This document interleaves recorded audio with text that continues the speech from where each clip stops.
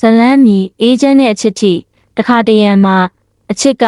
ရင်ခုန်စရာမလိုပါဘူးနှလုံးသားကိုမပင်ပန်းစေဖို့ပဲအဲ့ဒါအချစ်စစ်ဖြစ်နိုင်ပါတယ်ဒီဇလန်းကတော့ခုခေတ်လူငယ်အများစုတကယ်ကြုံတွေ့နေရတဲ့ online ချစ်ကနေစတင်ခဲ့တဲ့မိန်းကလေးတစ်ယောက်ရဲ့ဘဝအကြောင်းပါ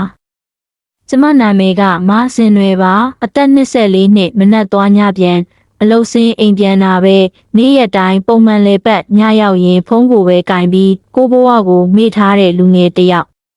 အလုတ်ပင်ပန်းနဲ့စိတ်မချမ်းသာဘူးတငယ်ချင်းတွေကကို့အကြောင်းကိုနားမလည်ကြဘူးလို့ထင်လာတယ်အဲ့ဒီအချိန်မှာပဲ Facebook message တစ်ခုဝင်လာတယ်မင်းရဲ့စာတွေကိုဖတ်မိတာစိတ်ထဲထိသွားလို့ပါဒီစာပို့သူကကိုမင်းနိုင်ပါအစာပိုင်းမှာမထူးဆန်းဘူးလို့ထင်ခဲ့တယ်ဒါပေမဲ့နေတိုင်းစာပို့လာတယ်မနဲ့ဆိုအလုပ်အဆင်ပြေလားညဆိုပင်ပန်းနေပြီလားတဖြည်းဖြည်းသူ့အတန်မပါတဲ့နေ့တွေကျမအတွက်မရင်းနှီးတော့ဘူးတနေ့ညမှာကျမစိတ်ညစ်နေလို့ဖုန်းကင်ပြီးတိတ်တိတ်လေးထိုင်နေတော့သူက message ပို့လာတယ်မင်းစိတ်မကောင်းနေသလားစာမပြန်တာနဲ့သူသိနေတယ်အဲ့ဒီစာကြောင့်ကျမမျက်ရည်ထွက်လာတယ်ငါ့ကိုနားလေတဲ့သူတယောက်တော့ရှိနေသေးတယ်လိုကိုပြောလိုက်မိတယ်လအနှဲငယ်ကြတော့လေးရက်ခေါက်ပြောဖြစ်လာတယ်သူ့အပြုံးသူ့စကားပြောပုံအရာအလုံးကိုယုံလာခဲ့တယ်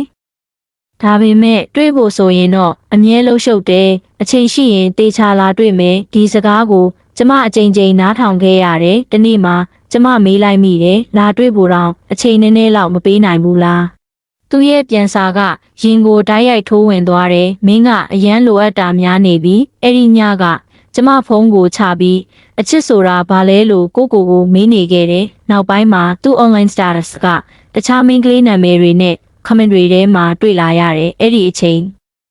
ကျမနားလည်သွားခဲ့တယ်ကိုကသူ့ဘဝထဲမှာအရေးကြီးဆုံးမဟုတ်ဘူးဆိုတာကျမဆုံးဖြတ်လိုက်တယ်စာမပို့တော့ဘူးဖုန်းကိုမကြည့်တော့ဘူးအစာပိုင်းမှာအရန်ခတ်တယ်ညရောက်တိုင်း message notification ကိုမျှော်တယ်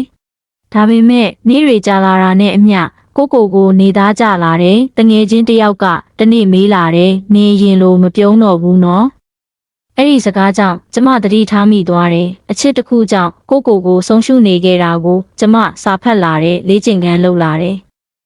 ကိုအိမ်မက်တွေကိုပြန်စဉ်းစားတယ်အဲ့ဒီအချိန်မှာပဲသူကိုမင်းနိုင်စာပြန်ပို့လာတယ်မင်းကိုအယမ်းလွမ်းတယ်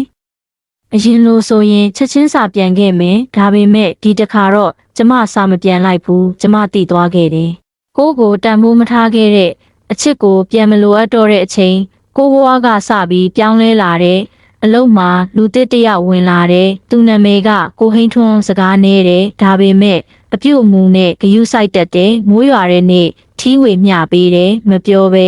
အမြဲကူညီတတ်တယ်တနေ့မှာကျမနေမကောင်းဖြစ်တုံးသူကဆေးဝယ်လာပေးတယ်မေးခွန်းမရှိဘူးစကားမပြောဘူးဒါပေမဲ့သူရှိနေတယ်အဲ့ဒီညမှာကျမမျက်ရည်ကျခဲ့တယ်နာကျင်မှုကြောင့်မဟုတ်ဘူးတန်ဖိုးထားခံရလို့ဝမ်းသာခဲ့တယ်တနေ့မှာကျမမေးလိုက်မိတယ်ကိုဟိန်းထွန်းအချစ်ဆိုတာဘာလဲ